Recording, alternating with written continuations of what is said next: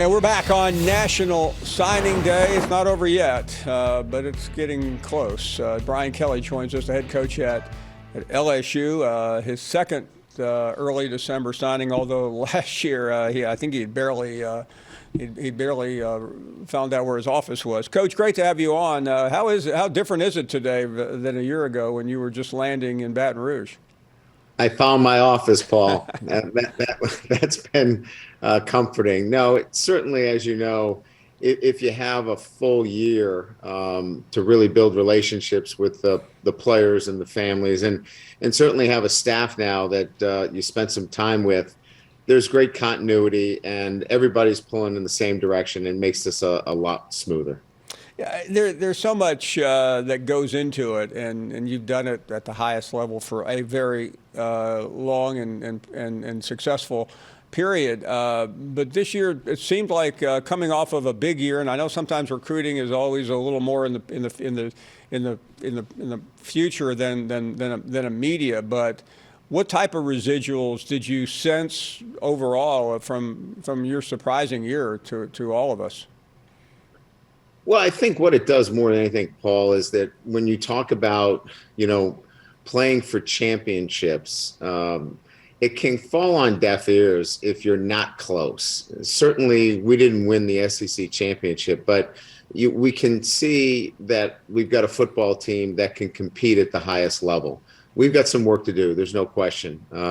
We have some holes that have to be addressed through player development and certainly through recruiting. But I think when you're out there recruiting and they see your football team play and see how real close you are, that's certainly going to help you in the recruiting process.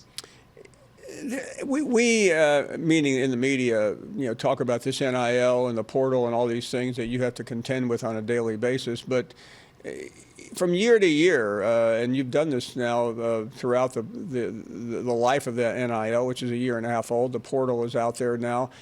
How different was this year than even a year ago in dealing with all of those?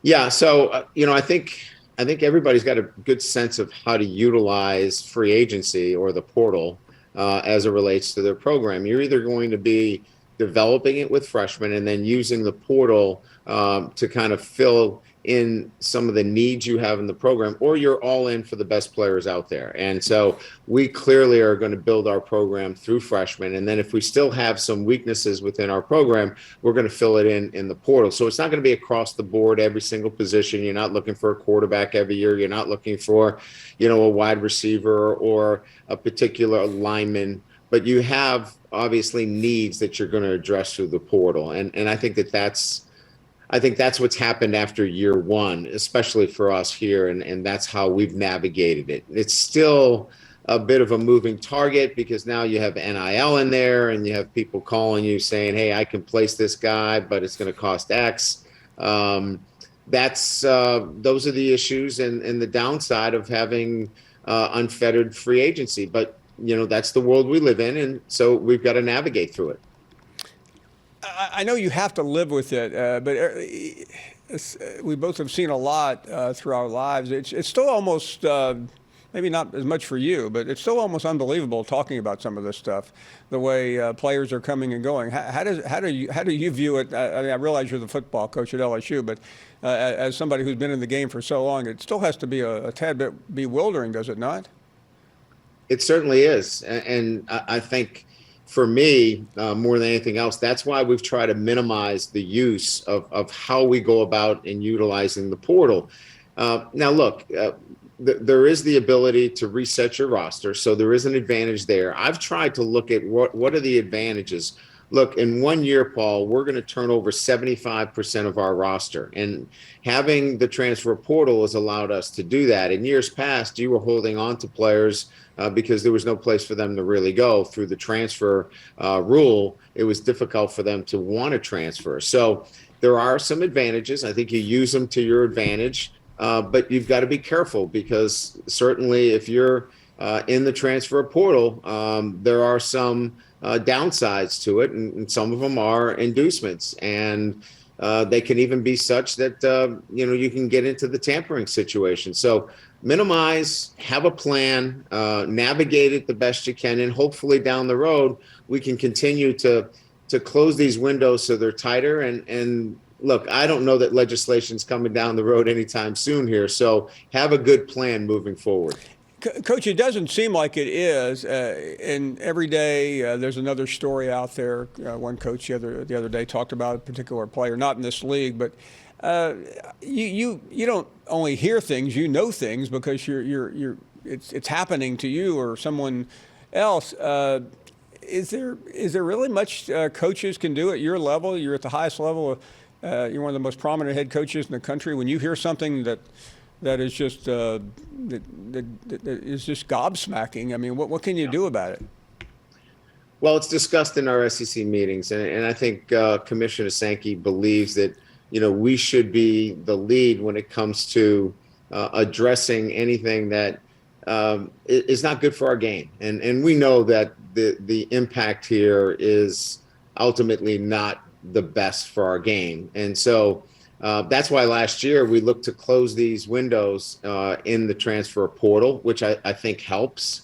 But I think more steps need to be taken. And I think we'll have those discussions as a group of coaches. And I think we've got some great ideas. And I know Commissioner Sankey is constantly even texting us to ask for input as to how we can improve this. Before you go, I do want to talk about the year and the ball game ahead because the recruiting in the middle of it in some way takes away from it. But I know what you alluded to. There are still holes, but overall, perceptively, this was a great year for LSU. I'm sure you'll acknowledge that. But what was it like to see the highs and lows, especially the highs that were pretty incredible for this program that has been that really had been counted out before you got here?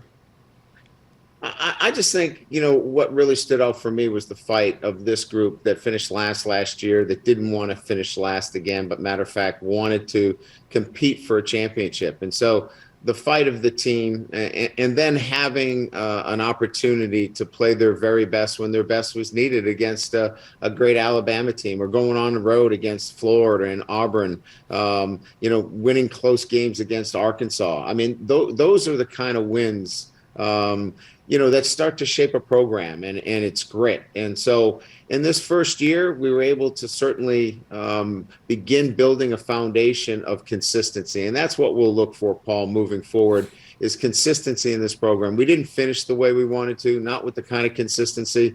And those are the things that we'll have to address in the offseason. Just a couple of seconds left. Do you get any break for Christmas? Or I know there's a bowl game on the other side of the holiday. We're gonna go tomorrow, and we're gonna give everybody a few days off. I'm gonna head up to I have a lake house up north. I can't seem to want to get away from 0-degree temperature, but here in Louisiana it's going to be pretty cold too. But get a chance to see the family. We'll get together for the holidays, and then head back down to Orlando and work to get a win against Purdue. Yeah, Coach, I know you've been busy. Take a look at the forecast before you go north. It does not look it does not look great. Hey, thank you so much for being here. Thanks, Paul. Appreciate you. You bet.